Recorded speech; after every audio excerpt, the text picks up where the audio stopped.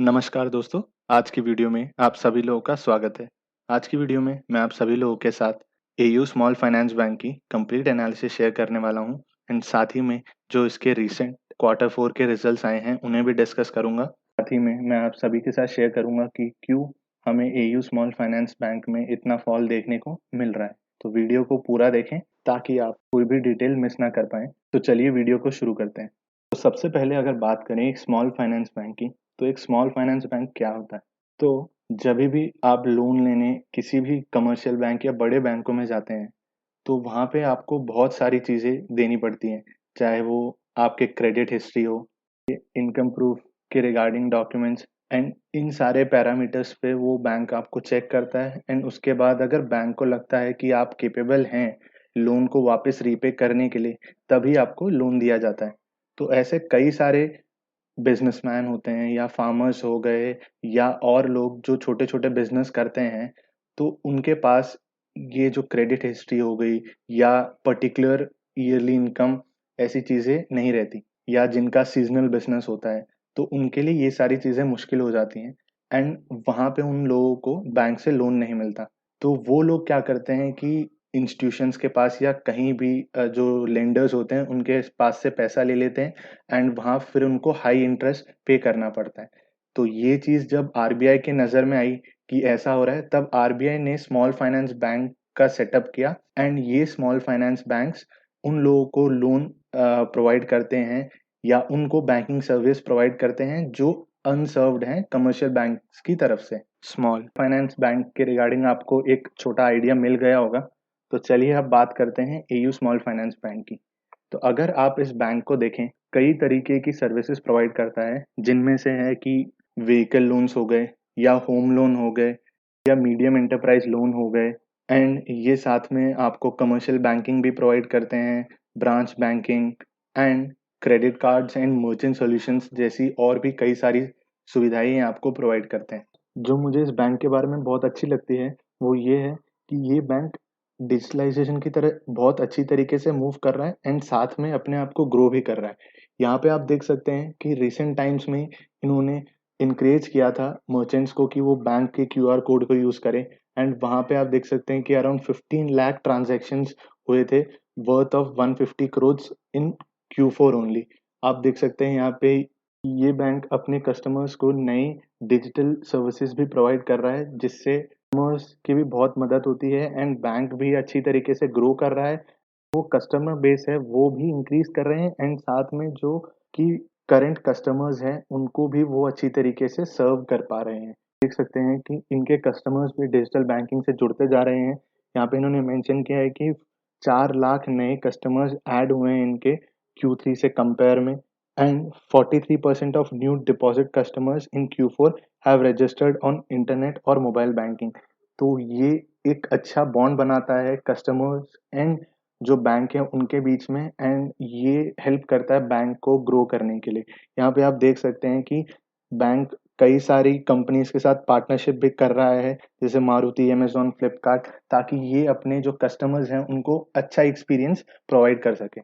आप इनका all over India presence भी देखें तो करेंटली ये 15 स्टेट्स एंड 2 यूनियन टेरिटरीज में सर्विसेज प्रोवाइड करते हैं, जहाँ पे जो इनके मैक्सिमम ब्रांचेस हैं वो राजस्थान, मध्य प्रदेश, गुजरात एंड महाराष्ट्र में है। एंड अगर आप देखें तो जो इनका जो कोर मार्केट है एरिया है वहीं पे इनके ज़्यादातर ब्रांचेस हैं। यहाँ पे आप देख सकते हैं 78% जो ब्रांचेस हैं वो इनके कोर मार्केट में हैं एंड 22% जो हैं वो अर्बन मार्केट में है एंड ये बताता है कि इनकी पोजीशन रूरल मार्केट्स में बहुत ज़्यादा स्ट्रांग है। यहाँ पे आप देख सकते हैं कि मैंने आप सभी के साथ कुछ डाटा शो किया है जो कि बताता है कि पिछले 4 सालों में इस बैंक ने कैसे ग्रो किया है। 2017 में ये बैंक स्टार्ट हुई थी एंड यहाँ पे आप देख सकते हैं कि डिपॉजिट्स जो उस टाइम पे थे मार्च 2018 के अराउंड वो 7.9 थाउजेंड करोड़ थे एंड अभी 36,000 करोड़ के अराउंड है एंड 64% के CAGR से ये ग्रो कर रहे हैं।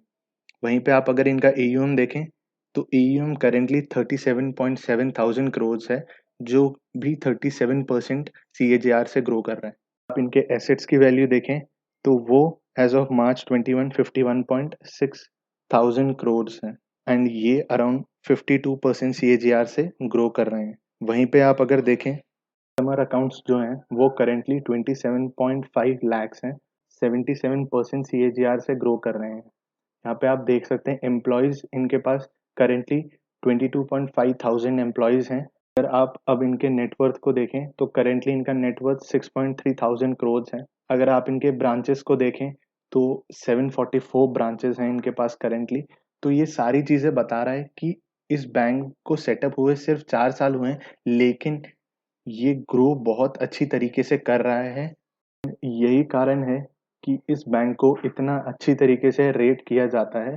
तो चलिए बात करते हैं अब इनके शेयर होल्डिंग पैटर्न के बारे में।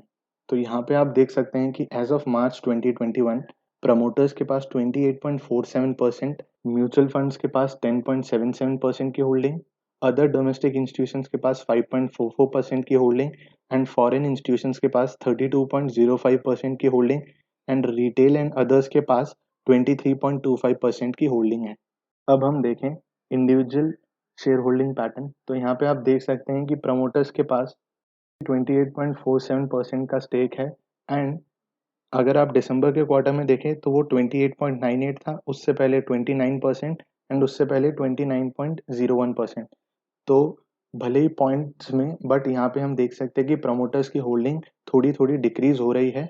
अब हम देखें म्यूचुअल फंड्स का शेयर होल्डिंग हिस्ट्री। तो यहाँ पे आप देख सकते हैं कि mutual funds quarter on quarter अपनी जो परसेंटेज है वो इंक्रीज कर रहे हैं। जुलाई में 8.89% and currently 10.77% and quarter on quarter आप यहाँ देख सकते हैं कि वो थोड़ा थोड़ा स्टेक इंक्रीज कर रहे हैं एंड ये एक अच्छी बात है कि म्यूचुअल फंड्स यहाँ पे बाइंग कर रहे हैं। अगर अब हम बात करें डोमेस्टिक इंस्टीट्यूशंस की, तो यहाँ पे आप देख सकते हैं कि पिछले कुछ क्वार्टर्स से डोमेस्टिक इंस्टीट्यूशंस हेविली इन्वेस्ट कर रहे हैं एंड करेंटली 5.44% स्टेक है इनके पास एंड ये भी एक अच्छी बात है कि डोमेस्टिक इंस्टीट्यूशंस इतनी अच्छी तरीके से इसमें इन्वेस्ट कर रहे हैं। अगर अब आप देखें फॉरेन इंस्टीट्यूशंस की शेयर होल्डिंग हिस्ट्री, तो आप देख सकते हैं कि share holding history foreign investors की क्वार्टर ऑन क्वार्टर ग्रो कर रही थी दिसंबर 20 तक, बट रिसेंटली क्वार्टर है वहाँ पे थोड़ा सा डिक्रीज हुआ है एंड ये बहुत एक कम अमाउंट है। करंटली भी इनके पास बहुत अच्छी स्टेक है इस कंपनी में। अगर अब आप देखें रिटेल एंड अदर्स का, आप देख सकते हैं कि जो शेयर होल्डिंग हिस्ट्री है वो कंटिन्यूसली डिक्रीज होते आ रही है एंड रिटेल्स के पास अभी करेंटली 5% स्टेक है एंड जो बाकी है वो अराउंड 18% वो अदर्स के पास है। तो ये तो बात हो गई इस कंपनी की रिगार्डिंग इनके ग्रोथ कैसी रही थी एंड इनका जो शेयर होल्डिंग पैटर्न है वो कैसा है। तो चलिए अब बात करते हैं Q4 के रिजल्ट्स की एंड क्यों एयू फाइनेंस बैंक में इतनी गिरावट हमें देखने को मिल रही है। यहाँ पे अगर आप देखें तो मैंने आप सभी के साथ रिजल्ट्स शेयर किए हैं एंड यहाँ पे आप देख सकते हैं कि जो नेट इंटरेस्ट इनकम है इस पीरियड में वो 656 करोड़ था, नेट इनकम 932 करोड़ था एंड यहाँ पे आप जो मेन चीज़ है वो देखें प्रॉफिट आफ्टर जो टैक्स था वो 169 करोड़ था एंड वहीं अगर आप Q3 क्वार्टर में देखें तो वो 479 करोड़ था। तो ये एक रीज़न है कि प्रॉफिट इतना डिक्लाइन हुआ, उसकी वजह से हमें ये शार्प फॉल देखने को मिल रहा है। लेकिन अगर आप इसको ध्यान से देखें तो आपको पता चलेगा कि ये प्रॉफिट में डिफरेंस क्यों है इतना। यहाँ पे आप देख सकते हैं कि इनकम फ्रॉम सेल ऑफ आवास फाइनेंशियर्स, जैसे मैंने आपको कहा था होम लोन्स को प्रोवाइड करती है एंड होम लोन्स ये अपनी एक सब्सिडरी आवास फाइनेंशियर्स में से कई सारे लोगों ने उनका नाम सुना होगा, वो यू बैंक की ही सब्सिडरी है एंड वहाँ पे इनको जो आवास फाइनेंशियर्स की इक्विटी सेल से यू बैंक को Q3 में 481 करोड़ का प्रॉफिट हुआ था एंड वहीं पे डिफरेंस देखने को मिल जाता है हमें कि क्यों Q3 और Q4 के प्रॉफिट नंबर्स में इतना डिफरेंस है एंड मार्केट ने इसे कंसिडर किया है। लेकिन जो फॉल का कारण है वो ये नहीं है, फॉल का कारण है एनपीएस। यहाँ पे आप देख सकते हैं कि जो Q3 में इनके ग्रॉस एनपीएस 0.99% थे वो Q4 में 4.25% हो चुके हैं एंड नेट एनपीएस जो 0.24 थे Q3 में वो 2.18% है। तो ये बहुत बहुत ज़्यादा जंप है एनपीएस में। 1% से यहाँ पे 4.25% तक जाना एनपीएस का वो बहुत बड़ी बात है एंड किसी भी बैंक के लिए अच्छी बात नहीं है एंड यही मेन कारण है कि बैंक में हमें रिसेंटली इतना फॉल देखने को मिल रहा है। एंड एनपीए के रिगार्डिंग बैंक ने कहा है कि 1.5% जो ग्रोथ आई है एनपीएस में, ये वो एनपीएस हैं जो इन्होंने पहले डिक्लेयर कर दिए थे एनपीएस के अंडर, बट वो करेंटली अभी वहाँ से उन्हें पेमेंट आ रही है, वो less than 90 days paid due में है। तो ये बैंक का रिस्पॉन्स था रिगार्डिंग एनपीएस। एंड बात है कि बैंक अपने जो एनपीएस उन्होंने पहले डिक्लेयर कर दिए थे उस जगह से उन्हें अब पैसे वापस आ रहे हैं, लेकिन इतना बड़ा जंप 1% से 4.25% तक एनपीएस में, ये बहुत बड़ा शॉक था मार्केट्स में। फॉल का जो एक और कारण ये था कि अगर आप मार्केट्स को अच्छी तरीके से फॉलो कर रहे हैं तो आपने देखा होगा पिछले कुछ टाइम में बड़े बड़े जो कमर्शियल बैंक्स हैं उन्होंने अपने रिजल्ट्स को डिक्लेयर किया, तो मार्केट एक्सपेक्ट कर रहा था कि वहाँ हाई एनपीएस के नंबर होंगे, लेकिन वहाँ एनपीएस के नंबर जो परफॉर्मा एनपीएस नंबर्स थे वहाँ से भी डिक्रीज हो चुके थे। एंड यही कारण है कि जो एक्सपेक्टेशंस थी दूसरे बैंक्स के लिए वो और भी ज़्यादा सही हो गई। तो मार्केट को लगा कि जब इनके एनपीएस नहीं है तो इनके भी नहीं होंगे। एंड जब मार्केट के एक्सपेक्टेशंस नहीं थी एनपीएस की और जब इतना बड़ा एनपीएस का नंबर हमें देखने को मिला, तो ये एक एड ऑन था कि जो शेयर प्राइस है उसमें गिरावट तो आनी ही थी। एंड यही मुझे मेन कारण लगता है कि इस शेयर प्राइस में जो गिरावट है ये उसका, कि इनके जो एनपीएस के नंबर हैं वो इतने रैपिडली ग्रो हुए हैं। एंड अगर आप यहाँ पे इनके दूसरे पैरामीटर्स भी देखें, नेट इंटरेस्ट इनकम, तो आप यहाँ पे देख सकते हैं कि एफ वाई ईयर 20 में 5.1% था एंड एफ वाई 20 में 5% था, वहाँ पे भी डिक्रीज हुआ है। एंड ये भी अच्छी बात नहीं है क्योंकि किसी भी बैंक की जो इनकम होती है वो होती है net interest income. On the other side अगर आप इनके कॉस्ट टू इनकम रेशियोज को देखें तो एफ वाई ईयर 20 में वो 56.1% थे एंड एफ वाई 21 में वो 52.4% हुए। तो ये एक अच्छी बात है कि जो इनका कॉस्ट टू इनकम है वो डिक्रीज हुआ है। कॉस्ट टू इनकम रेशियो किसी भी बैंक के लिए जितना कम होता है उतना उस बैंक के लिए अच्छा होता है। तो अब मैं आप सभी लोगों के साथ इस बैंक के रिगार्डिंग मेरा पर्सनल जो ओपिनियन है वो शेयर करना चाहूँगा। एंड ये एक ओपिनियन ही है एंड आप अपना डिसीजन लेने से पहले ज़रूर अपनी पूरी रिसर्च करें। स्मॉल फाइनेंस बैंक जो है वो बहुत अच्छा बैंक है अपने स्मॉल फाइनेंस बैंक कैटेगरीज में।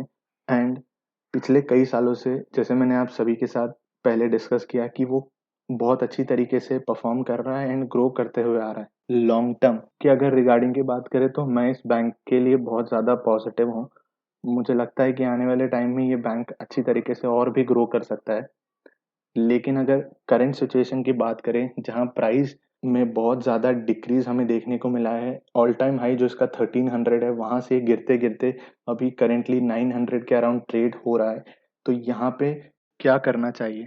देखिए यहाँ पे जो मेरा इस बैंक के रिगार्डिंग व्यू है वो एक लॉन्ग टर्म का है, इसीलिए ये जो डिप आया है प्राइस में मैं उसे एक अपॉर्चुनिटी की तरह देख रहा हूँ। एंड मैं यहाँ पे बाइंग कर रहा हूँ एक अपने प्राइस पॉइंट के हिसाब से।